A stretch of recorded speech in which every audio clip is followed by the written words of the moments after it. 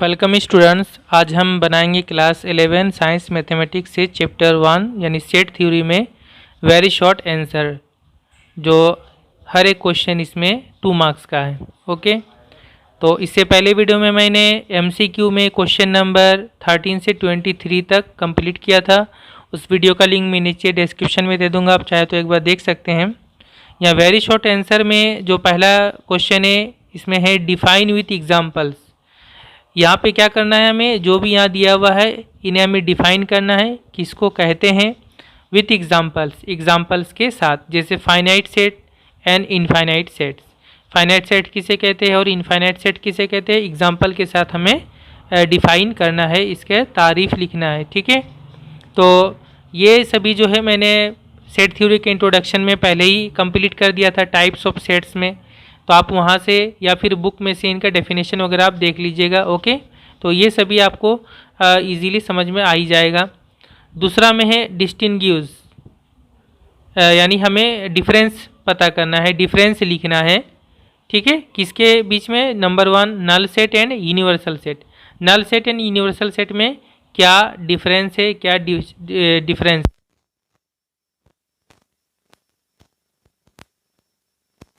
का जो फ़र्क है, डिफरेंस है, आप लिख सकते हैं। जैसे नल सेट, इसमें कोई एलिमेंट नहीं होता है। यूनिवर्सल सेट ये सभी सेट का जो है सबसे बड़ा सेट होता है। ठीक है, तो इनके डेफिनेशन से आप इनको लिख सकते हैं। ओके, यहाँ मैं क्वेश्चन नंबर 3 से, जो कि ज़्यादा इम्पोर्टेंट आपका होगा, क्वेश्चन नंबर 3 से यहाँ से मैं आगे बनाऊँगा। तो क्वेश्चन नंबर 3 है, prove that every set is a subset of its own. कहा जा रहा प्रूव करना है कि every set is a subset of its own, हर एक सेट अपने आप का सबसेट होता है। सबसेट ऑफ इट्स ओन अपने आप का सबसेट होता है। तो इसका प्रूफ बुक में दिया हुआ है, उसको मैं थोड़ा से जस्ट समझा दूंगा। तो स्टूडेंट, इसका प्रूफ पेज नंबर 7 में दिया हुआ है। यहाँ देखें, every set is a subset of its own, ये इसका प्रूफ है। क्या है, मान लेते हैं if A is a given set we are to show that A subset of A.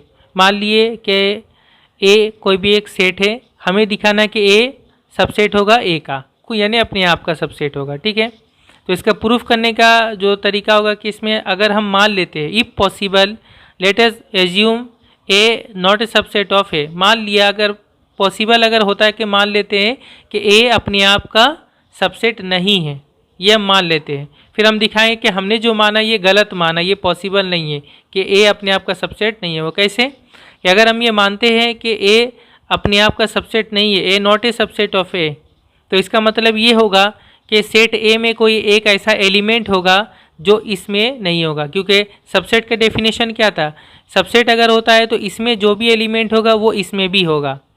Every element in set A will be N element of set ए। लेकिन यहाँ पर अगर हम मानते हैं कि ए not a subset of A, तो इसका मतलब ये होगा कि इस सेट में, ये जो लेफ्ट साइड में, इस सेट में कोई एक एलिमेंट ऐसा मिलेगा हमें जो इस सेट में नहीं होगा। Then there is at least one element in the set A which is not an element of set A, ये सेट ए। तो ऐसा क्या पॉसिबल है कि सेट ए का कोई एक ऐसा एलिमेंट हमें मिलेगा जो सेट ए में खुद नहीं होगा? ऐसा तो कभी पॉसिबल नहीं होगा। सेट ए में जो भी एलिमेंट होगा वो तो सेट ए में होगा ही होगा। ऐसा तो हो ही नहीं सकता कि सेट ए का कोई एलिमेंट खुद सेट ए में ना हो, विच इज़ इम्पॉसिबल। ठीक है, तो ये इम्पॉसिबल है। तो इससे हम ये बोल सकते हैं कि हमने जो एजम्पशन किया था, यानी हमने जो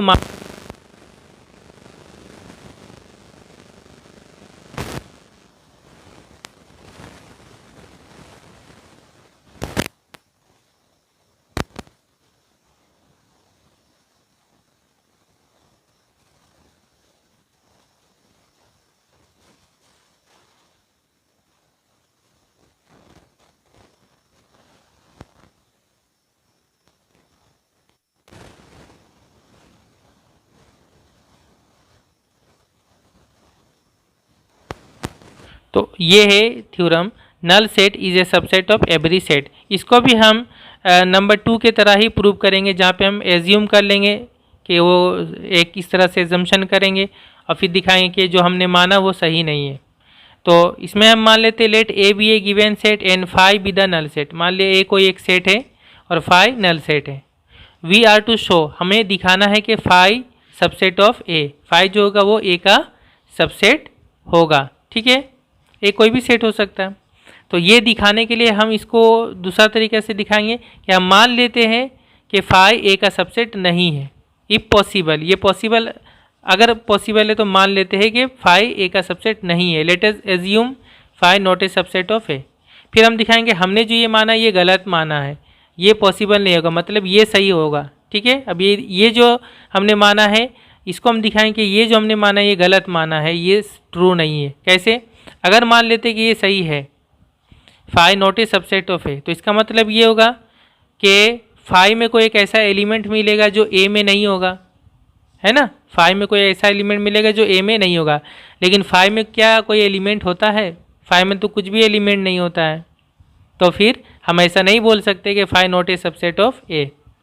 इसी बात को यहाँ पे लिखा गया है, since phi is not a subset of A, मतलब there is at least one element in phi which is not an element of A. Phi में कोई एक ऐसा एलिमेंट मिलेगा जो ए में नहीं होगा। But the null set phi does not contain any element, लेकिन नल सेट फाई में तो कोई एलिमेंट ही नहीं होता है। तो फिर हम ऐसा नहीं बोल सकते हैं कि phi not a subset of A, क्योंकि नॉट ए सबसेट ऑफ दिखाने के लिए हमें ये ज़रूर दिखाना पड़ेगा कि इसमें कोई एलिमेंट होगा जो इसमें नहीं होगा, लेकिन इसमें तो कोई एलिमेंट ही नहीं होता है, तो फिर हम ये नहीं बोल सकते। Hence the assumption phi not a subset of A cannot be true. तो ये जो एजम्पशन है ये सही नहीं है। तो जब ये सही नहीं है तो फिर जो ये सही होगा, जो हमने माना था ये सही नहीं, मतलब ये सही होगा। Therefore phi subset of A. ठीक है, तो फाई ए का सबसेट होगा। और ए कोई भी सेट है तो फिर हम बोल सकते हैं फाई किसी भी सेट का सबसेट होता है। Next 5, right short notes on power set, Venn diagram, duality. तो इन सब में शॉर्ट नोट लिखना, मतलब इनके बारे में तो मैंने बताया था, उस तरह से आप वहाँ से लिख लेंगे। पिछले वीडियोस को आप देखेंगे सेट थ्योरी का, तो सभी के बारे में मैंने बता दिया था, और बुक से भी आप देख के लिख सकते हैं। ओके, क्वेश्चन नंबर 6 है, यहाँ से बनाऊँगा। If set A equal to A B C, name number 1 the subsets of A, number 2 the proper subsets of A. ये सेट ए है, इसमें 3 एलिमेंट है ए बी सी। तो हमें क्या करना है? नेम, यानी हमें नाम लिखना है। क्या लिखना है? The subsets of A, A के जितने भी सबसेट्स होंगे उनको लिखना है। और number 2 the proper subsets of A, और ए के जितने प्रॉपर सबसेट्स होंगे उनको भी लिखना है। ठीक है, पहले ए के जितने सबसेट्स है वो लिखेंगे, और दूसरा में ए के जो प्रॉपर सबसेट्स होंगे उनको लिखना है। ओके, तो स्टूडेंट ये सेट ए है। तो नंबर 1 में क्या है? The subsets of A are, A के जितने भी सबसेट्स है वो लिखेंगे। तो सबसे पहले जो सबसेट होता है किसी भी सेट का वो होता है नल सेट होता है फाई, ये पहला सबसेट होगा। उसके बाद सेट ए के एक एलिमेंट को लेकर हम सबसेट बना सकते हैं। तो एक एलिमेंट को लेकर सबसेट बनाएंगे। ये ए को लेकर एक एलिमेंट लेकर सबसेट बनाएं, ये का सबसेट हुआ। फिर एक सबसेट होगा ये, बी को लेकर बनाएं, एक सबसेट होगा सी। उसके बाद ये सभी ए के सबसेट हैं। उसके बाद दो एलिमेंट को लेकर भी हम सबसेट बना सकते हैं, तो उनको लेकर बनाएंगे। ए और बी को लेकर बनाएंगे, ए बी, ये 2 एलिमेंट का एक सबसेट। फिर बी और सी को लेकर बनाएंगे, और तीसरा लेके सी और ए बी, बी सी और सी ए, ये दो एलिमेंट लेकर हमने सबसेट बनाया। और लास्ट में इसके बाद 3 एलिमेंट लेकर सबसेट बनाएंगे। तो 3 एलिमेंट का जो सबसेट होगा वो सेट ए ही होगा। ठीक है, जो तीसरा जो 3 एलिमेंट का सबसेट होगा वो सेट ए ही होगा। ठीक है, ए कोमा बी कोमा सी। तो ए जो सेट है इसके जितने भी सबसेट है वो ये सब है। ठीक है, कितने सबसेट है? 1 2 3 4 5 6 7 और ये सेट 8, टोटल 8 सबसेट्स है। और मैंने थ्योरम में भी बताया था कि अगर किसी सेट में n एलिमेंट होते हैं तो उसके कितने सबसेट होते हैं? 2 का power n, 2 to the power n।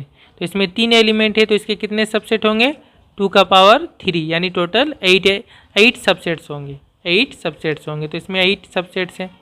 दूसरा जो क्वेश्चन था वो था ए के कितने प्रॉपर सबसेट होंगे।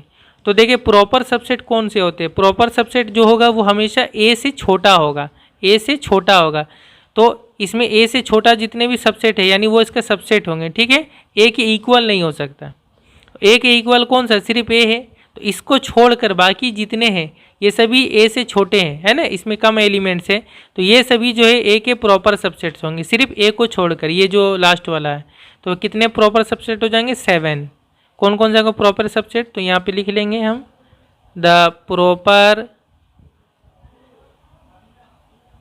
सबसेट्स ऑफ ए आर, एक होगा 5, एक होगा ये A B C, A comma B, B comma C, C comma A. Second bracket थोड़ा मेरा लिखने में ये होता है, और उसके बाद लास्ट वाला ये छोड़ देंगे हम ए को, ए बी सी इसको, ठीक है। तो ये 7 प्रॉपर सबसेट्स होंगे। Next question number 7, define power set of A set ए। किसी सेट ए का पावर सेट क्या होता है, इसको डिफाइन करना है। तो डेफिनेशन तो आपको पता ही होगा, ठीक है, और डेफिनेशन मैंने बताया भी था कि सेट ए है तो उसका पावर सेट मतलब उसके तमाम सबसेट्स का सेट। The set of all subsets of A is called the power set of A, ठीक है। Find the power set of ये सेट ए, ये सेट ए दिया हुआ है, इसका पावर सेट क्या होगा वो हमें लिखना पड़ेगा। ये काउंसिल सैम्पल क्वेश्चन 2013 का जो काउंसिल का सैम्पल क्वेश्चन पब्लिश हुआ था उसमें से ये क्वेश्चन था। तो स्टूडेंट इसका सेकेंड पार्ट में बना रहा हूँ। ये सेट ए है तो इसका पावर सेट क्या होगा, पी ऑफ ए। ये पावर सेट का सिंबल है। तो पावर सेट में क्या होता है, ये सेट जो इसके पहले हम लोग क्या करते हैं, जितने सबसेट है उनको जो अगर हम लिखेंगे तो वही होगा इसका पावर सेट। तो ए का जो सबसे पहले जो सबसेट होता है वो होता है 5, नल सेट होता है, ठीक है। और इसके बाद जो है एक एक एलिमेंट को लेकर हम पावर सेट बनाएंगे। तो एक एलिमेंट अगर हम यहाँ लेते हैं तो ये इस सेट का पहला एलिमेंट है, तो इसको हम लेंगे और इसको लेकर के हम क्या बनाएंगे, एक सबसेट बनाएंगे। तो देखिए ये तो ऑलरेडी एक सेट है क्योंकि सेकंड ब्रैकेट में है। तो इसको जब हम लिखेंगे एक एलिमेंट के हिसाब से तो ये इस तरह होगा, ये एक एलिमेंट है। फिर इसको अब हम सेकंड ब्रैकेट देंगे तब ये बनेगा हमारा सेट, है ना। लेकिन ये तो ऑलरेडी से सेट है, पहले ही से सेट है, तो फिर इसमें अब हमको दोबारा से सेकंड ब्रैकेट देने की ज़रूरत नहीं है, ठीक है। तो ये होगा हमारा एक इसका सबसेट। दूसरा जो सबसेट होगा इसका ए का तो वो हो जाएगा ये 2,3। ये एक एलिमेंट के हिसाब से काम करेगा। यहाँ पे ए का ये एक एलिमेंट है, ये एक एलिमेंट है, 2 एलिमेंट है सेट ए में। तो ये एक एक एलिमेंट को लेकर हमने यहाँ पे पावर से ये इसका सबसेट बनाया है, ठीक है। अब हम इन दोनों एलिमेंट को लेकर के एक सबसेट बनाएंगे, ठीक है। तो इन दोनों एलिमेंट को लेकर जब हम सबसेट बनाएंगे तो एक्चुअली में वो सेट ए ही होगा, सेट ए होगा। अब चाहे तो इसको लिखें चाहे तो ए लिख दें, एक ही बात है। तो ये हो जाएगा एक सेट ए, ठीक है। तो ये टोटल ए का पावर सेट आ गया। ए के पावर सेट में कितने एलिमेंट है, 1 2 3 4, ये 4 एलिमेंट है और ये चारों सेट है, ठीक है। हमें पता है कि पावर सेट में जो भी आएंगे एलिमेंट वो सभी सेट होंगे। तो ये चार यहाँ पे एलिमेंट होंगे इसके ए के पावर सेट में। और यहाँ पे भी आप देख भी सकते हैं कि इसमें 2 एलिमेंट है तो इसके पावर सेट में कितने एलिमेंट होंगे, 2 का पावर 2 यानी 4 एलिमेंट होंगे, ओके। नेक्स्ट क्वेश्चन नंबर 8 है, सेट ए ये गिवन है, सेट बी ये गिवन है और सेट सी ये गिवन है। फाइंड, हमें ये चारों निकालना है। पहला ए यूनियन बी निकालना है, दूसरा बी इंटरसेक्शन सी, तीसरा A union B union C और चौथा A union B intersection C. ये चारों निकालेंगे। तो स्टूडेंट ये ए सेट ए 20 और ये सी है, पहला निकालेंगे ए यूनियन बी। तो ए यूनियन बी मतलब क्या कि इसमें ये जो सेट आएगा इसमें सेट ए और सेट बी के सभी एलिमेंट्स यहाँ पे आ जाएंगे, ठीक है। जो दोनों में कॉमन है वो भी आएगा, जो दोनों में एक्स्ट्रा बच जाएगा वो भी आ जाएगा, ठीक है, ए यूनियन बी में। तो देखेंगे हम कॉमन क्या क्या है वो भी लिख लेंगे, जो कॉमन नहीं होगा वो भी लिखना होगा। तो यहाँ पे 1 है, यहाँ पे 1 नहीं है तो 1 भी आ जाएगा। 2 यहाँ भी है, 2 यहाँ भी, 2 भी आएगा जो कॉमन है 2 दोनों में। 3 यहाँ पे नहीं, 3 भी आएगा। 4 यहाँ पे, 4 यहाँ पे दोनों में है, 4 कॉमन है, 4 भी आएगा। अब इसके बाद यहाँ पे और कोई नहीं बचा, यहाँ पे 5 और 8 बच रहा, वो भी यहाँ पे आ जाएगा, 5 और 8। तो यूनियन में क्या होता है, सेट ए या सेट बी में जो भी किसी एक में भी अगर होगा तो वो भी आएगा, दोनों में होगा वो भी आएगा, ठीक है, इस सेट के अंदर में ए यूनियन बी में। बी इंटरसेक्शन सी निकालेंगे। बी इंटरसेक्शन सी मतलब बी और सी में जो कॉमन एलिमेंट होगा सिर्फ और सिर्फ वही यहाँ पे आएगा इस सेट में, ठीक है। Only those elements which are common in B and C both, ठीक है। तो बी एंड सी में जो कॉमन एलिमेंट है कौन कौन सा आप देखें, 2 यहाँ पे, 2 यहाँ पे नहीं, ये नहीं आएगा। 4 यहाँ पे, 4 यहाँ पे तो 4 आएगा। 5 यहाँ पे, 5 यहाँ भी है, 5 कॉमन आएगा। और यहाँ 8 है, यहाँ 8 नहीं है, नहीं आएगा। यहाँ 6 है, यहाँ भी नहीं, यहाँ 6 नहीं है, नहीं आएगा। 7 यहाँ पे नहीं है, नहीं आएगा। यानी ओनली 4 और 5 आएगा यहाँ पे, ओके। उसके बाद जो तीसरा हमें निकालना था वो है A union B union C, A union B union C. तो पहले हम बी यूनियन सी निकाल लेते क्योंकि वो ब्रैकेट में था। पहले बी यूनियन सी निकालेंगे, फिर हम A union B union C करेंगे। तो बी यूनियन सी यानी बी और सी जो सभी एलिमेंट्स है वो सभी आ जाएंगे, ठीक है। बी और सी में कॉमन वो भी आएगा और जो कॉमन नहीं वो भी आ जाएगा। तो पहले 2 से स्टार्ट कर लें। यहाँ 2 है, यहाँ 2 नहीं है, 2 भी आ जाएगा यहाँ पे। यहाँ 4 है, यहाँ 4 है, 4 दोनों में 4 भी आएगा। यहाँ 5 है, यहाँ 5 है, 5 भी आएगा।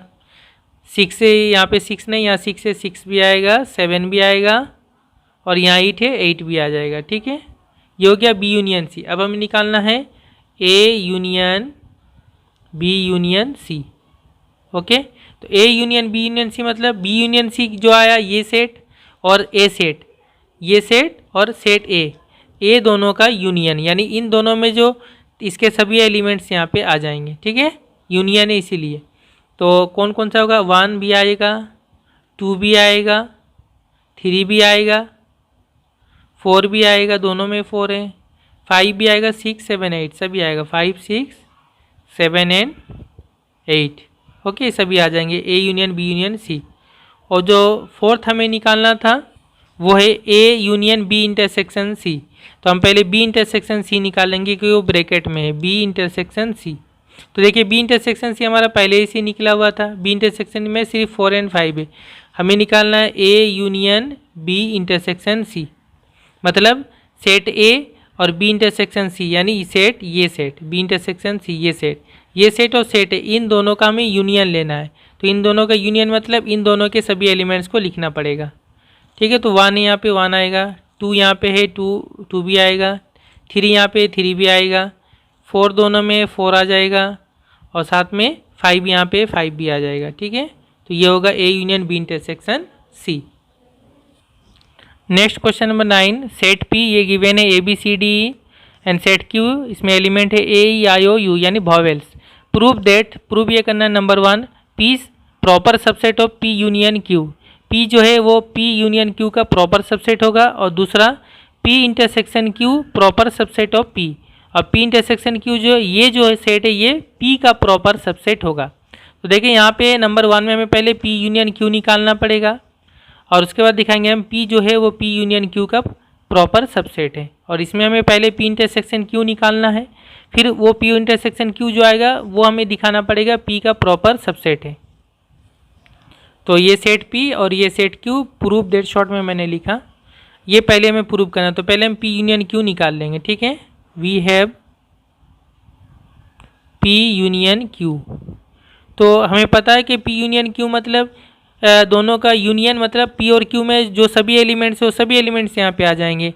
ए दोनों में ए भी आएगा, बी नहीं है बी भी आएगा, यहाँ पे सी भी आएगा, डी भी आएगा, ई दोनों में ई भी आएगा, उसके बाद आई भी आएगा, ओ भी आएगा और यू भी आएगा, सभी एलिमेंट्स आएगा, जो कॉमन है वो भी और जो कॉमन नहीं वो भी। ये आ गया पी यूनियन क्यू। तो पी यूनियन के ये सेट है और पी कौन सा सेट है, पी ये सेट है। अब हमें दिखाना है कि ये जो सेट पी है ये पी यूनियन क्यू यानी इस सेट का प्रॉपर सबसेट है, ये सेट इस सेट का प्रॉपर सबसेट है। तो प्रॉपर सबसेट का डेफिनेशन क्या है, प्रॉपर सबसेट दिखाने के लिए हमें ये दिखाना होगा कि ये जो सेट पी है इसका एवरी एलिमेंट, हर एक एलिमेंट इसका भी एलिमेंट है, इसका हर एक एलिमेंट इसका भी एलिमेंट है। तब और साथ में ये दिखाना होगा कि इसमें कुछ ऐसा एलिमेंट है जो इसमें नहीं है। तो आप देख सकते हैं ए बी सी डी ई, इसमें है A B C D E सभी एलिमेंट है, और इसमें कुछ ऐसा एलिमेंट है जो इसमें नहीं है, जैसे आई ओ यू जो सेट पी यूनियन क्यू में है लेकिन इसमें नहीं है। तब हम बोलेंगे P proper subset of P union Q. तो जस्ट उसको हमको इंग्लिश में लिख देना है। किस तरह से लिखना है कि every element of set P is also an element of set P union Q. यहाँ पे हम वही चीज लिखेंगे, since every element of P is also an element of P union Q। P का हर एक एलिमेंट P यूनियन Q का element है, and there are elements in P P union Q which do not belong to P, और P union Q में कुछ element है जो P में नहीं है, which do not belong to P। ठीक है, तो कौन कौन से एलिमेंट है यहाँ लिख सकते हैं, that is I O U. ये तीन एलिमेंट P यूनियन Q में तो है लेकिन P में नहीं है, तो यहाँ से अब हम बोल सकते हैं कि P जो है वो P यूनियन Q का प्रॉपर सबसेट है। Therefore P proper subset of P union Q, जो प्रॉपर सबसेट का डेफिनेशन है। नेक्स्ट हमें दिखाना था P इंटरसेक्शन Q सबसेट होगा, प्रॉपर सबसेट होगा P का। तो पहले हम P इंटरसेक्शन Q निकाल लें। देयरफॉर P इंटरसेक्शन Q, तो P इंटरसेक्शन Q मतलब P और Q दोनों में जो कॉमन होगा वो लिखना है। तो P और Q में कॉमन क्या है, P और Q में कॉमन है A, दोनों में कॉमन है A लिखेंगे, और उसके बाद E दोनों में कॉमन है E लिखेंगे। और कुछ कॉमन है क्या, और कुछ कॉमन नहीं है, तो सिर्फ A और E। ये हो गया P इंटरसेक्शन Q। अब हमें दिखाना ये जो है P इंटरसेक्शन Q यानी A और E, ये जो सबसेट है, ये सेट जो है ये P का प्रॉपर सबसेट है। तो यानी P का प्रॉपर सबसेट है, ये P का प्रॉपर सबसेट है। तो देखें आप प्रॉपर सबसेट के डेफिनेशन के हिसाब से P इंटरसेक्शन Q में जो एलिमेंट है वो P में है ना, P के भी एलिमेंट है A और E इसमें भी है। तो और साथ ही साथ P में कुछ एलिमेंट है एक्स्ट्रा है जो P इंटरसेक्शन Q में नहीं है। जैसे कौन कौन सा, B P में है लेकिन इसमें नहीं है, C नहीं इसमें है लेकिन इसमें नहीं है, D इसमें है लेकिन इसमें नहीं है, B C और D इसमें है लेकिन इसमें नहीं है। तो फिर यहाँ से हम बोलेंगे P इंटरसेक्शन Q P का प्रॉपर सबसेट है। ठीक है, जस्ट ठीक इससे पहले जिस तरह मैंने लिखा उसी तरह, since every element of P intersection Q is also an element of P and there are elements in P which do not belong to P intersection Q, और P में कुछ ऐसे एलिमेंट है जो P इंटरसेक्शन Q में नहीं है, that is कौन कौन सा होगा, B C D। ये एलिमेंट P में है लेकिन इसमें नहीं है। देयरफॉर यहाँ से हम बोल सकते हैं P intersection Q subset of P। Okay, proved. और पहले में भी प्रूफ लिख लेंगे। नेक्स्ट क्वेश्चन नंबर 10 है, if A subset of B and B subset of C prove that A subset of C। अगर A B का सबसेट है और B C का सबसेट है तो यहाँ से हम प्रूव करना है कि A C का सबसेट होगा। ठीक है, ये प्रूफ भी बुक में दिया हुआ है, तो ये भी पेज नंबर 7 में दिया हुआ है, यही देखें। If A subset of B and B subset of C then A subset of C। तो इसका प्रूफ बिल्कुल ईजी है, देख ले किस तरह से। पहली बात, since A subset of B, चूँकि A B का सबसेट है तो सबसेट का डेफिनेशन के हिसाब से क्या होगा कि if therefore X belongs to A implies that X belongs to B। अगर X कोई एलिमेंट सेट A में होगा तो फिर वो इम्प्लाई करेगा कि वो एलिमेंट सेट B में भी होगा, जो सबसेट का डेफिनेशन है। ये A सबसेट ऑफ B, तो यहाँ से हम ये चीज़ बोल सकते हैं, है ना, इसका नाम 1 नंबर। फिर आगे देखिए B सबसेट ऑफ C का है, B जब सबसेट है C का, तो फिर ये जो X B में है तो फिर ये X फिर किस में होगा, C में भी होगा। X subset X belongs to B implies that X belongs to C, क्योंकि B C का सबसेट ये बोला गया है। तो फिर इन दोनों को कंबाइन अगर हम करते हैं, इसका नंबर 2 नाम देते हैं, इसका नंबर 1 नाम देते हैं, तो यहाँ से आपको क्या मिल रहा है, from 1 and 2 it follows that अगर X A में है तो फिर वहीं X B में है, और फिर जब वहीं X B में है तो वहीं X फिर C में भी है। तो फिर इन दोनों से हम बता सकते हैं कि अगर X A में है तो अल्टीमेटली आखिरकार X फिर किस में आ रहा है, C में आ रहा है। X अगर A में है तो फिर वो X B में जा रहा है, फिर B से किस में, C में भी होगा। तो फिर हम बोल सकते हैं अगर X A में है इम्प्लाइज करेगा X C में है।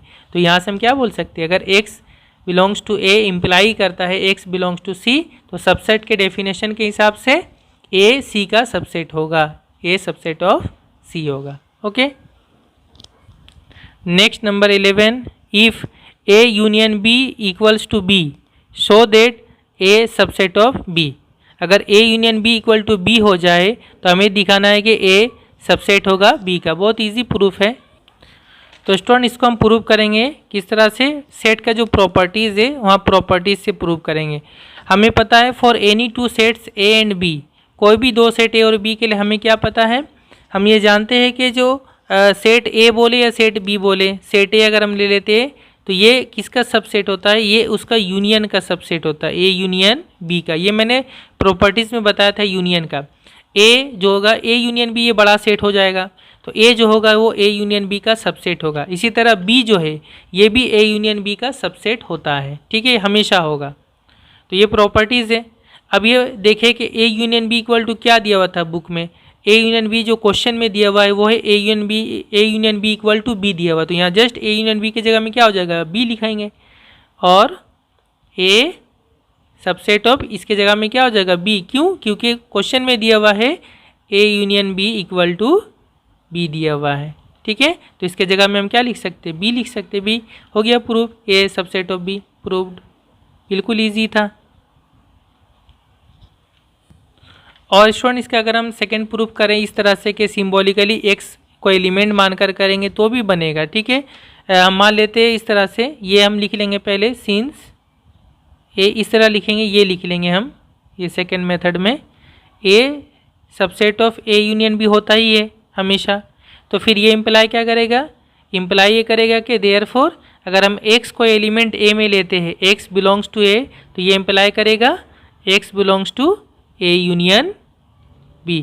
तो ये इम्प्लाई करेगा x जो होगा a यूनियन b में होगा। अब a union b equal to क्या हो गया, a union b equal to b है, तो इसका मतलब ये हो रहा है x belongs to a imply x belongs to b, ठीक है, x बिलोंग्स टू b है ना, इसका मतलब तो b। तो देयरफॉर यहाँ से भी हम बोल सकते हैं a सबसेट ऑफ b।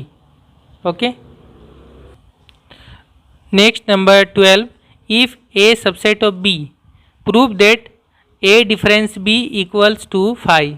कहा जा रहा है अगर a b का सबसेट है तो हमें प्रूव करना है कि a और b का जो डिफरेंस होगा वो एक नल सेट होगा, 5 होगा। ऐसा एक प्रूफ बुक में दिया हुआ है, जस्ट वहाँ a की जगह b और b की जगह a है, तो यहाँ पे उस तरह थोड़ा से चेंज है, इसको मैं प्रूव कर देता हूँ। तो स्टूडेंट नंबर 12 में जो दिया हुआ वो है सबसे पहले a सबसेट ऑफ b। तो a सबसेट ऑफ b का क्या मतलब होगा, देयरफॉर अगर x कोई भी एलिमेंट बिलोंग्स टू a होगा तो ये इम्प्लाई करेगा कि x बिलोंग्स टू b होगा, ठीक है। ये सबसेट के डेफिनेशन के हिसाब से अगर x a में है तो x b में भी होगा। ओके, अब हमें दिखाना a minus B equal to 5 होगा, तो इसको हम इस तरह से मान लेंगे कि अगर पॉसिबल है तो हम मान लेते हैं कि a माइनस बी ये 5 नहीं है। अब इफ़ पॉसिबल, अगर पॉसिबल है तो देखते हैं कि सही है या नहीं है। If possible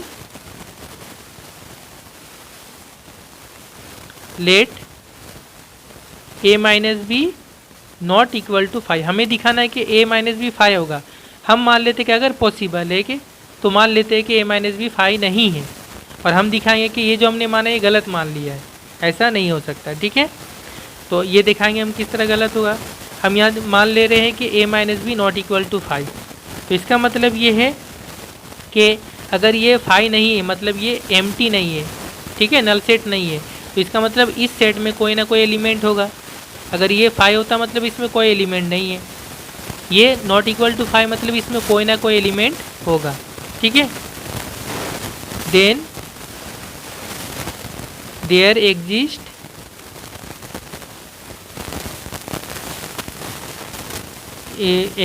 at least one element, कम से कम एक एलिमेंट तो होगा इसमें, क्योंकि नॉन एम्प्टी है, ये 5 नहीं है, तो उसको हम कोई भी एलिमेंट को x मान लेते हैं। x से इन किस में होगा, a माइनस बी में होगा, है ना। a minus B not equal to 5 यानी 5 नहीं, एम्प्टी नहीं, मतलब कोई ना कोई एलिमेंट होगा, तो उस एलिमेंट को हमने x मान लिया, ठीक है। यानी x जो है किस में होगा, a माइनस बी में होगा, ठीक है। अब x अगर a माइनस बी में, इसका क्या मतलब, डिफरेंस में अगर कोई एलिमेंट होता है इसका मतलब ये क्या, ये x a में होगा और ये x b में नहीं होगा, ये इसका मतलब होता है। तो ये इम्प्लाई क्या करेगा, x बिलोंग्स टू a में होगा एंड के साथ में एंड लगेगा यहाँ, एक्स बी में नहीं होगा, x does not belong to B, ये बोल रहा है। इसका मतलब कि एक्स अगर a माइनस बी में है, इसका मतलब है एक्स ए में होगा और एक्स बी में नहीं होगा। ये डिफरेंस का मतलब होता है, डिफरेंस में अगर कोई एलिमेंट होता है तो, ठीक है।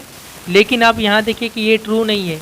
यहाँ से देखिए, यहाँ पे क्या है, कोई भी एक्स अगर a में होगा तो वो एक्स बी में भी होगा, क्योंकि a b का सबसेट है।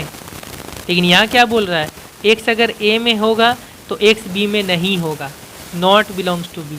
तो ये दोनों में तो क्या हो गया, ये दोनों क्या हो जा रहा है, आपस में टकरा जा रहा है। इसको कॉन्ट्राडिक्शन बोलते हैं मैथमेटिक्स में, यानी टकरा जा रही है, गलत माने उल्टा हो जा रहा है। यहाँ पे जो चीज़ बोला जाए यहाँ इसका उल्टा हो जा रहा है, ठीक है, टकरा जा रहा है।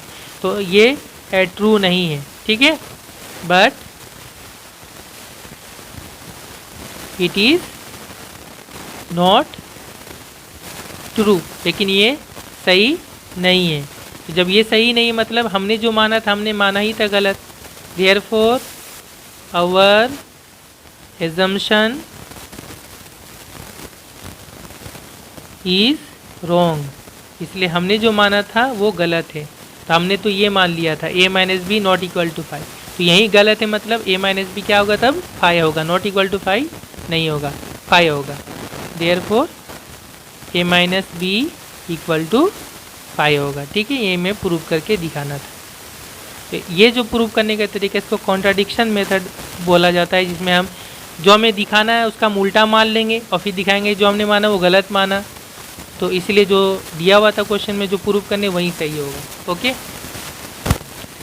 नेक्स्ट प्रूफ जो करना है हमें वो है नंबर 13 का 1, applying set operations prove that 3 + 4 = 7।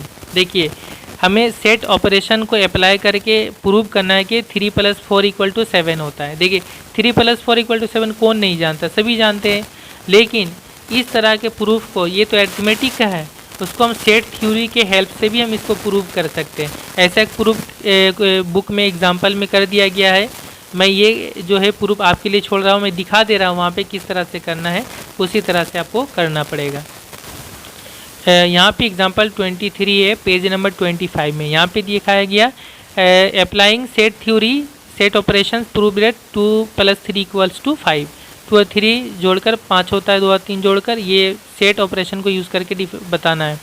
तो इस तरह हम क्या करेंगे, एक सेट हम मान लेंगे, सेट है इसमें 2 एलिमेंट लेंगे, एक सेट ले लेंगे, सेट भी इसमें 3 एलिमेंट ले लेंगे, और ये इसका जो एलिमेंट है और इसका जो एलिमेंट है वो अलग अलग हम इस तरह से दिखाएंगे, ठीक है। इसमें 2 एलिमेंट ए और बी और इसका 2 एलिमेंट एक्स वाई, इसमें 3 एलिमेंट एक्स वाई जेड है। तो उसी तरह वहाँ भी हम करेंगे, 3 एलिमेंट अलग अलग ले लेंगे ए बी सी, और 4 एलिमेंट ले लेंगे A B X Y P Q R S, कुछ इस तरह से ले लें। उसके बाद दिखाना है कि इसमें कितने एलिमेंट है, n of A number of elements in set A equal to 2, n of B इसमें कितने एलिमेंट है 3, वहाँ पर उसी तरह करेंगे 3 और 4 आ जाएगा। उसके बाद दिखाना है कि इन दोनों सेट में कोई एलिमेंट कॉमन नहीं है, मतलब इनका इंटरसेक्शन क्या होगा 5 होगा, उसी तरह वहाँ भी होगा। इनमें कोई एलिमेंट कॉमन नहीं है तो वहाँ इंटरसेक्शन 5 होगा। और इनका यूनियन कितना होगा, यूनियन होगा, इन सभी को ऐड कर जोड़ लेंगे, सभी एलिमेंट को लिखेंगे, टोटल 5 एलिमेंट होगा, वहाँ पे टोटल 7 एलिमेंट होगा। तो यूनियन में कितने एलिमेंट है, number of elements in A union B equal to 5। उसके बाद हम ये जब 2 सेट ये दोनों इंटरसेक्शन 5 मतलब ये दोनों सेट क्या है, डिसजॉइंट है। तो डिसजॉइंट सेट में क्या होता है, ये नंबर ऑफ एलिमेंट्स वाला ये फार्मूला में पता है, n of A union B equal to n of A plus n of B. तो यहाँ पे हो जाएगा टोटल 5 और यहाँ पे हो जाएगा 2 और यहाँ पे हो जाएगा 3, है ना। उसी तरह वहाँ पे हो जाएगा यहाँ 7, यहाँ पे 3, यहाँ पे 4 हो जाएगा, प्रूव हो जाएगा।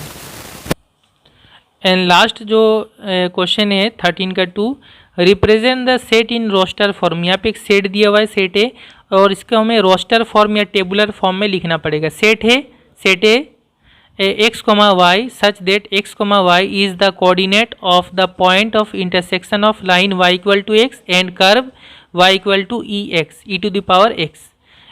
तो सेट एक ऐसा सेट है, ये जो है ये कोऑर्डिनेट का सेट है, यानी ये जो आप जानते हैं कि इसको कोऑर्डिनेट बोला जाता है x, y, तो ये कोऑर्डिनेट पॉइंट का सेट है।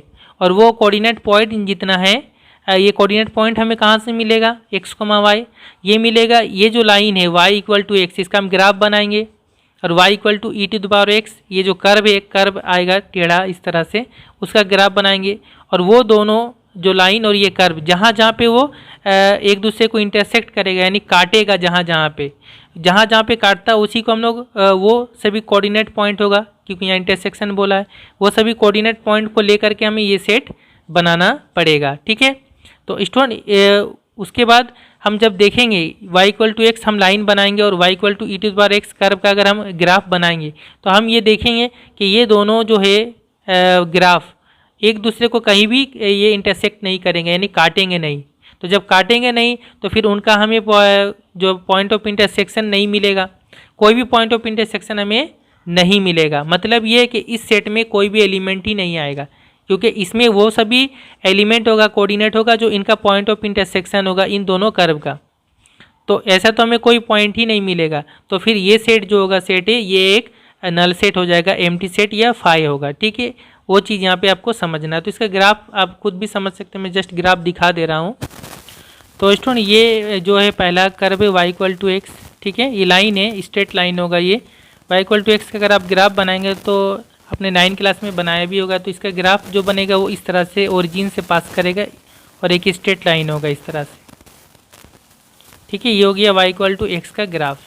ओके, अब y=e⁻x का जब हम ग्राफ बनाएंगे, ये आप आगे भी सीखिएगा। तो यहाँ पे जब हम x=0 लेंगे तो e⁻0 यानी 1 हो जाएगा, तो y=1 होगा। तो जब हम x 0 लेंगे तो y यहाँ पे 1 होगा, और फिर आगे हम लेंगे तो इस तरह से। और e क्या होता है ये आपको आगे पता चलेगा कि e का एक वैल्यू होता है 2 और 3 के बीच में होता है। ठीक है, तो इसका आप आगे ग्राफ भी बनाएंगे तो कैलकुलस में आगे देखेंगे तो इस तरह से ग्राफ बनता है। और यहाँ पे ये टच नहीं करेगा एक्स एक्सिस को, बल्कि ये बिल्कुल इस तरह से चलता रहेगा। ठीक है, ये हो गया y=e⁻x का ग्राफ। ठीक है, ये बढ़ता रहेगा। तो यहाँ से आप देख सकते हैं कि ये ग्राफ y=e⁻x का और ये ग्राफ y=x का, ये दोनों लाइन, ये कर्व और ये लाइन कहीं भी एक दूसरे को इंटरसेक्ट नहीं कर रहा है। तो कहीं भी काट रहा नहीं है, इंटरसेक्ट नहीं कर रहा, तो हमें कोई भी ऐसा x, y जो दोनों में इस तरह से इंटरसेक्ट करके आएगा, ऐसा कोई भी हमें नहीं मिलेगा। तो फिर जो सेट होगा वो सेट क्या हो जाएगा, एक नल सेट हो जाएगा, फाई हो जाएगा। ठीक है, तो सेट ए जो होगा वो हो जाएगा फाई। ओके, तो स्टूडेंट्स नेक्स्ट वीडियो में मैं आगे के इंपॉर्टेंट क्वेश्चंस वगैरह सॉल्व करूंगा, और जो कुछ मैंने बताया इसका PDF फाइल में डिस्क्रिप्शन में दे दूंगा, आप डाउनलोड करके भी रख सकते हैं। Thank you very much for watching.